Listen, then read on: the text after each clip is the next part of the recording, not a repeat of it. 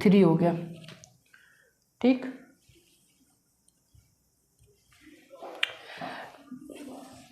अब तीनों eigen value एक ही पता चल गई और हमें फाइंड क्या करना था, ट्रेस ऑफ ए स्क्वायर। अच्छा, ए स्क्वायर का आइगन वैल्यू क्या हो जाएगा, लैम्डा 1 का स्क्वायर, लैम्डा 2 का स्क्वायर, लैम्डा 3 का स्क्वायर। तो लैम्डा 1 क्या है,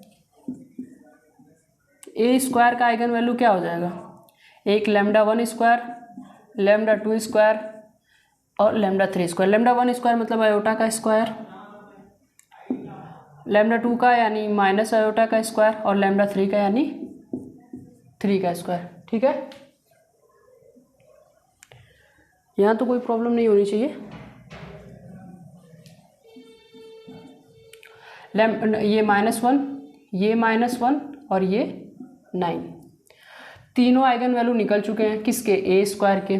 ठीक है, क्या कह रहा है कि ए स्क्वायर, और पूछा क्या है, ट्रेस ऑफ ए स्क्वायर, मतलब इनके आइगन वैल्यूज का सम कर देंगे तो क्या निकल जाएगा, ट्रेस ऑफ ए स्क्वायर। ए, ये जो आइगन वैल्यू हैं वो ए स्क्वायर के हैं, तो इनका सम करने पे क्या निकलेगा, ट्रेस ऑफ ए स्क्वायर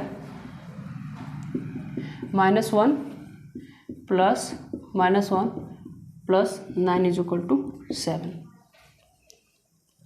-1 -2 और प्लस 9, ये आ गया 7। ठीक है, ये क्या निकला, trace of A square, trace of A square